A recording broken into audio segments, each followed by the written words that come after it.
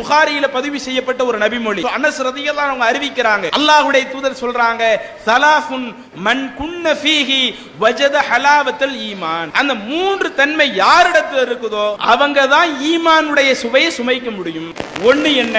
ஐயகூனல்லாஹு வ ரசூலுஹு அஹப்ப இலைஹி மிம்மா சிவாஹும். அல்லாஹ்வும் அல்லாஹ்வுடைய தூதரும் இந்த உலகத்தில் இருக்கிற எல்லாத்தையும் விட நேசத்திற்குரியவர்களாக மாறணும் அப்படிங்கிறாங்க. இன்னைக்கு ஒரு வரதட்சணை கல்யாணம், அண்ணன் வீட்டு கல்யாணம், தம்பி வீட்டு கல்யாணம், மாமா வீட்டு கல்யாணம், மச்சா வீட்டு கல்யாணம், அக்கா வீட்டு கல்யாணம், மாமி வீட்டு கல்யாணம்னு போறமே, அப்ப நமக்கு மாமி பெருசா தெரியுறாங்க, மச்சான் பெரிதாக தெரிகிறார், குடும்பத்தில் உள்ள உறவுகள் பெருசா தெரியுறாங்க. ஆனா அல்லாஹ்வுடைய தூதர் சொன்னாங்களே, அல்லாஹ் தான் மத்த எல்லாத்தையும் விட அதிகம் நேசிக்கக்கூடிய நபர்களாக இருக்கணும். இறை தூதர் தான் இந்த உலகத்தில் இருக்கிற நபர்களை விட அதிகம் நேசம் காட்டப்படுகிற ஒரு நபராக இருக்கணும் ரசூலுல்லாஹ் சொன்னாங்களே. அப்ப அதுக்கு நேர் மாத்தமா இன்றைக்கு நாம நடக்கிறோமா இல்லையா? அதே மாதிரி இரண்டாவது சொல்றாங்க, வ யுஹிப்பல் மர்அ லா யுஹிப்புஹு இல்லா லில்லாஹ். இந்த உலகத்துல ஒருவன் அடுத்தவனை நேசிப்பதாக இருந்தாலும் அல்லாஹ்விற்காகத்தான் அடுத்தவனை நேசிக்கணும். பாவமான காரியம்லாம் நடக்கும் பொழுது அங்கெல்லாம் போய் நின்னுட்டு நான் அல்லாஹ்வுக்காக நேசிக்கிறேன்னு சொல்ல முடியுமா? ஒண்ணு அங்க பாவம் நடக்கும் போது தடுக்கணும், அல்லாஹ்வுக்காக நேசிக்கிறீங்கன்னு அர்த்தம். அல்லது அதிகாரம் இல்லாட்டாலும் நான் நாவால